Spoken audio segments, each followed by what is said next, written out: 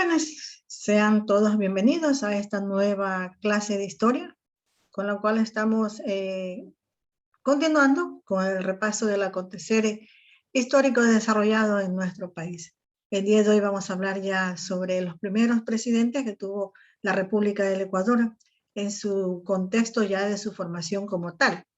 Para ello, el objetivo nos invita hoy a identificar las principales y originarias manifestaciones ya gubernamentales desarrolladas en el contexto histórico. Y la destreza nos invita a comprender y a evaluar los procesos gubernamentales con cada uno de sus diferentes alcances que se dieron en la época. Para ello se formaron los principales establecimientos de gobierno. Se creó la primera Carta Magna, donde la Asamblea Constituyente, que se reunió por primera instancia en Riobamba, de agosto a septiembre de 1830, expidió ya la primera Carta Magna. En esta primera documentación o constitución se estableció que la forma del Estado sería unitario, la forma de gobierno sería democrática y que existía la separación entre los diferentes poderes, como el ejecutivo, legislativo y judicial. El voto censativo, es decir, era restringido solo para los hombres, y la concesión de la nacionalidad se la iba a dar a quienes formaran parte del ejército emancipador, es decir, así no hayan nacido aquí en el país. Entonces, dentro de este proceso, fue nombrado como primer presidente constitucional de la República del Ecuador, al general Juan José Flores. Fue un militar venezolano, quien posteriormente lideró al grupo político ecuatoriano, y a partir de 1830 ocupó la primera administración presidencial y posteriormente la obtuvo por 2 ocasiones más.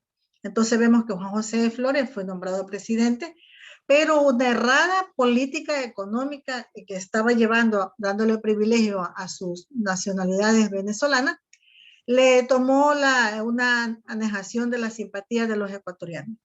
Para ello se organizó una oposición que estuvo liderada por varios quiteños, y apareció Vicente Rocafuerte, quien surgió como uno de sus principales rivales más peligrosos, hasta que por otro tiempo hizo un pacto con Flores para continuar en el aspecto político.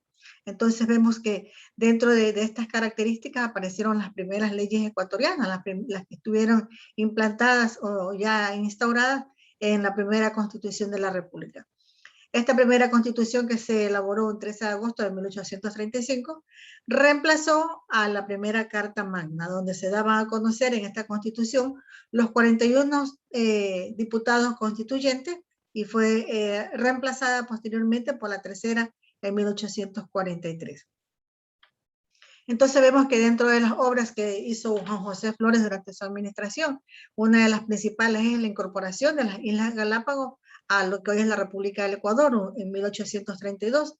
Además firmó uno de los tratados de Pando Noboa con el Perú, firmó un tratado de paz con Colombia, fundó el Colegio Nacional Vicente Rocafuerte, y en 1843 se elabora la tercera Constitución de la República. A esta Constitución de la República se la conoce como la Carta de la Esclavitud, donde se dan a conocer diferentes aspectos que relacionaban como beneficios de él. En este sentido se nombra al Congreso, que estaría reuniéndose solamente cada 4 años, y serían ellos quienes estarían promulgando la Comisión Permanente de Senadores, que estaría formada para 5 años. El presidente en este sentido nombra a los ministros de las Cortes Superiores, a los obispos, a los canónigos y todo lo que se refiere a las demás autoridades. Él adquirió su nombre, a su nombre adquirió los diferentes periodos que se iban otorgando para que el presidente continuara en el poder. Además, el presidente disponía que los senadores estarían durando en sus funciones de 12 años y los diputados 8 años. Permitía que el presidente de la República, sea casado con una ecuatoriana, se vuelva a poder reelegir, o sea, él.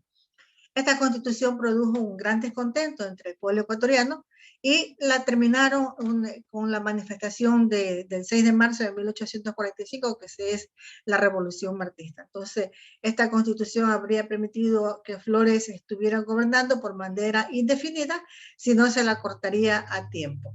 Entonces, en ese sentido, vamos a analizar ahora la administración de Vicente Rocafuerte, quien estuvo gobernando el país en un periodo de 4 años, de 1835 a 1839. En ese espacio, él se dedicó a trabajar por la independencia del Ecuador, y mientras que fue elegido de presidente, posteriormente de él, nuevamente llegó Juan José Flores.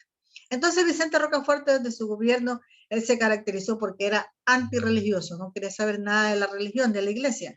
Era muy duro en lo que se refería a las reformas educativas. Rompió relaciones con Flores, lo exiliaron a Lima, allá en Lima fue embajador y fue senado.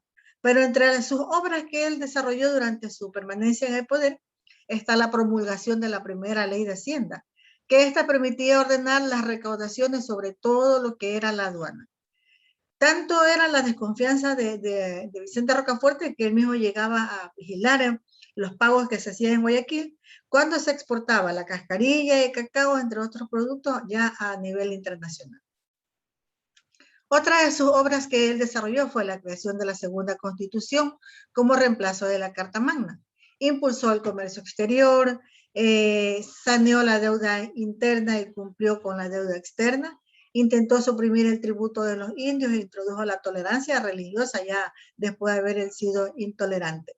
Creó la Dirección General de Educación, abolió las doctrinas de parroquiales y privadas, fortaleció la Policía Nacional, la Guardia Nacional, creó el primer cuerpo de bomberos y así estableció una educación media, dándole paso para que las mujeres también pudieran obtener algo de instrucción en ese tiempo.